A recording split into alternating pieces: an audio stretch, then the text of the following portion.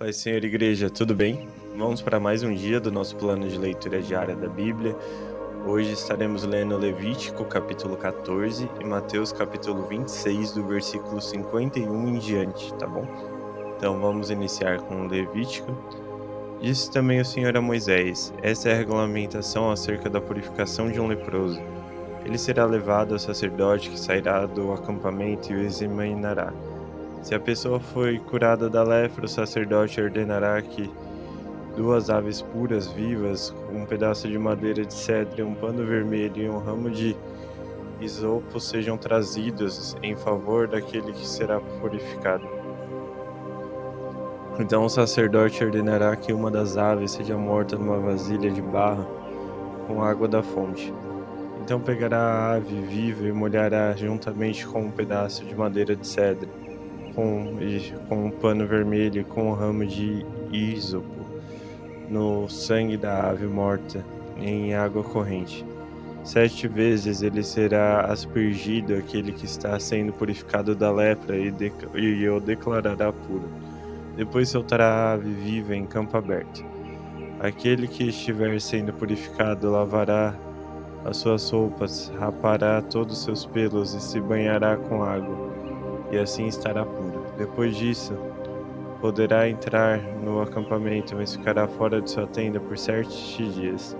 No 7º dia rapará todos os seus pelos, o cabelo, a barba, a sobrancelha e o restante dos pelos, lavará suas roupas e banhará o corpo com água, então ficará puro. No 8º dia pegará 2 cordeiros sem defeito e uma cordeira de 1 ano sem defeito, juntamente com 3 jarros da melhor farinha amassada com óleo, como oferta de cereal, e uma caneca de óleo.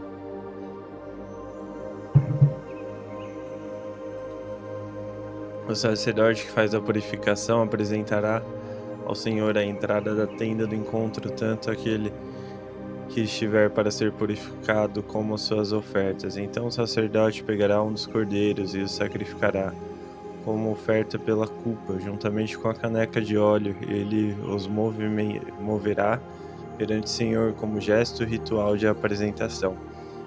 E matará o cordeiro no lugar santo, onde são purificados a oferta pelo pecado, e o holocausto, como se dá com a oferta pelo pecado.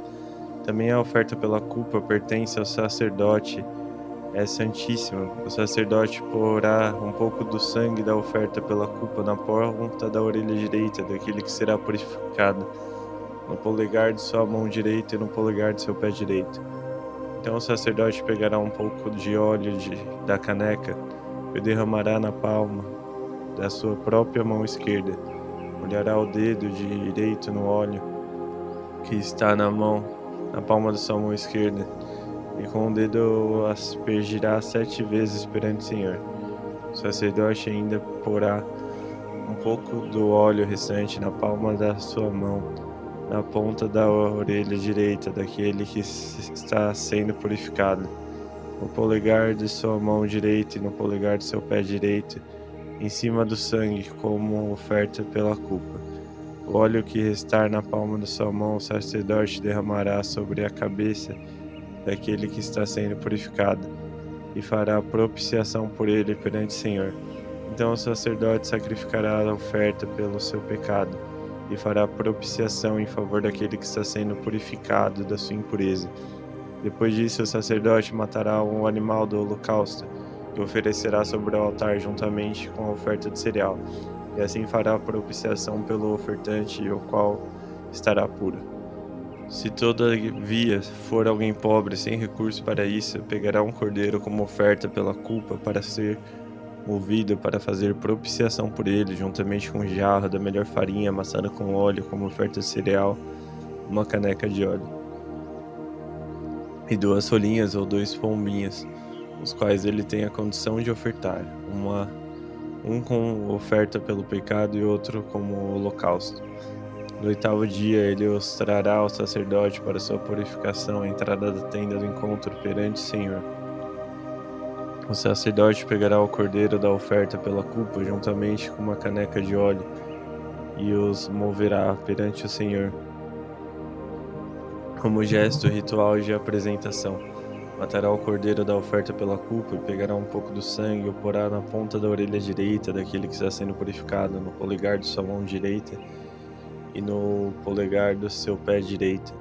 O sacerdote derramará um pouco do óleo na palma da sua mão esquerda, e com o dedo indicador direito aspergerá um pouco de óleo da palma da sua mão esquerda 7 vezes perante o Senhor.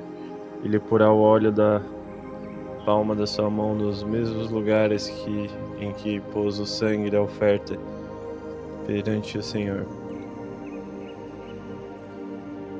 E da oferta pela culpa na ponta da orelha direita daquele que está sendo purificado, no polegar de sua mão direita e no polegar do seu pé direito.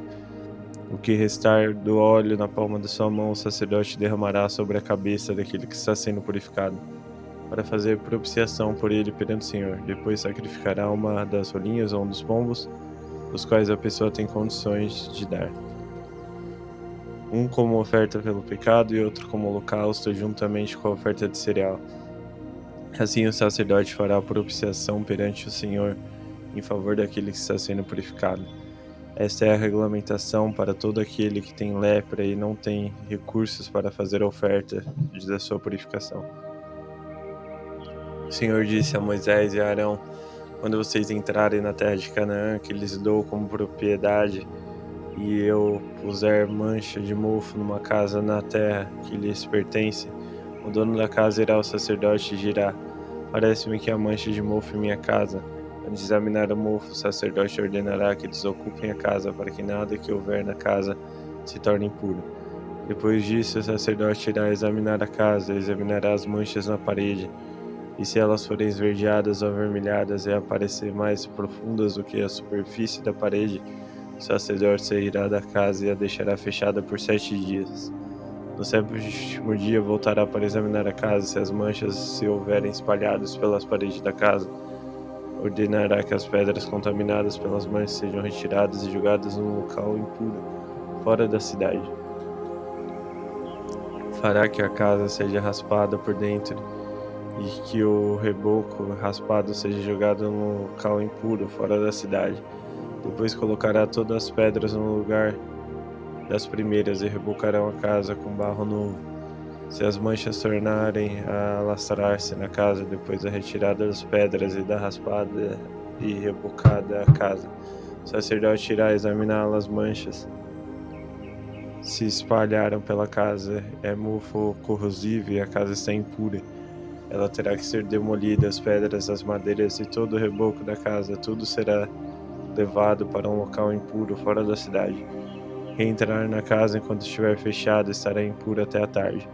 Aquele que dormir ou comer na casa terá que lavar suas roupas, mas se o sacerdote for examinar as manchas, não se houverem espalhado depois de rebocada a casa, declarará pura a casa, pois as manchas de mofo desapareceram.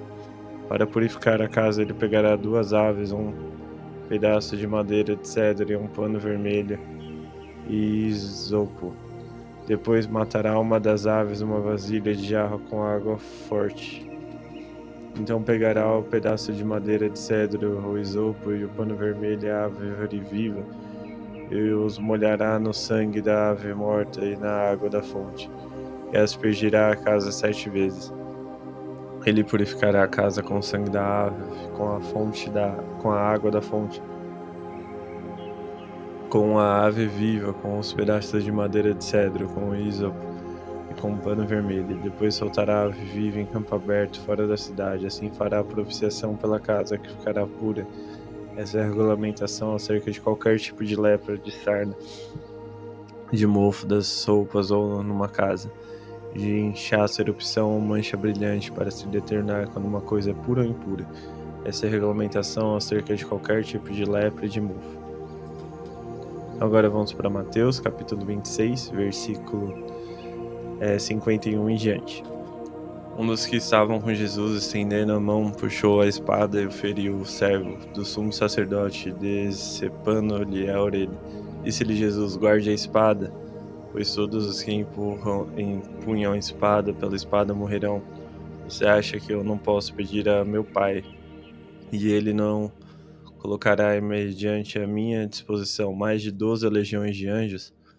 Como então se cumprirá as escrituras que dizem as coisas deveriam acontecer dessa forma? Naquela hora disse Jesus à multidão: Estou eu chefiando alguma rebelião para que vocês venham prender-me com espadas e varas? Todos os dias eu estava ensinando no templo. Vocês não me prenderam. Mas tudo isso aconteceu para cumprir-se as escrituras dos profetas. Então os discípulos o abandonaram e fugiram. Os que prenderam Jesus o levaram a Caifás, o sumo sacerdote, em cuja a casa se havia reunido os mestres da lei e os líderes religiosos. Mas Pedro os seguiu de longe até o pátio do sumo sacerdote. Entrou, sentou-se com os guardas para ver o que aconteceria. O chefe dos sacerdotes e todo o sinédrio estavam procurando um depoimento falso contra Jesus para que pudesse condená-lo à morte, mas nada encontravam, embora se apresentavam muitas falsas testemunhas. Finalmente se apresentaram duas, que declararam que este homem disse: Sou capaz de destruir o santuário do templo e reconstruí-lo em 3 dias. Então o sumo sacerdote levantou-se e disse a Jesus: Você vai responder à acusação que estes lhe fazem? Mas Jesus permaneceu em silêncio.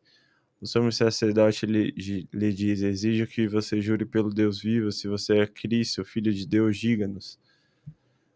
Tu mesmo disseste, respondeu Jesus, mas eu digo a todos vós: chegará o dia em que vereis o Filho do Homem assentado à direita do Poderoso e vindo sobre as nuvens do céu. Foi quando o sumo sacerdote rasgou as próprias vestes e disse: blasfemou.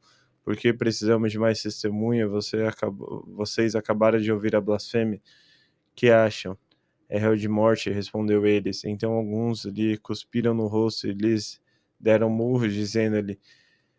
Outros lhe davam tapa e diziam: Profetiza-nos, Cristo. Quem foi que lhe bateu? Pedro estava sentado no pátio. Uma criada aproximou-se dele e disse: Você também está com Jesus, o Galileu? Mas ele o negou diante de todos, dizendo: Não sei do que está falando. Depois saiu em direção à porta, onde outra criada viu e disse aos que lhe estavam ali: Este homem estava com Jesus, o Nazareno. E ele, jurando, o negou outra vez: Não conheço este homem. Pouco tempo depois, os que estavam por ali chegaram a Pedro e disseram: Certamente você é um deles, o seu modo de falar o denuncia. Aí ele começou a se amaldiçoar e a jurar: Não conheço este homem. Imediatamente um galo cantou. Então Pedro se lembrou da palavra que Jesus tinha dito: Antes que o galo cante, você me negará 3 vezes. E saindo dali chorou amargamente. Graças a Deus, finalizamos mais um dia do nosso plano de leitura diária da Bíblia. Que Deus venha abençoar você e sua família e nunca esqueça que Jesus te ama.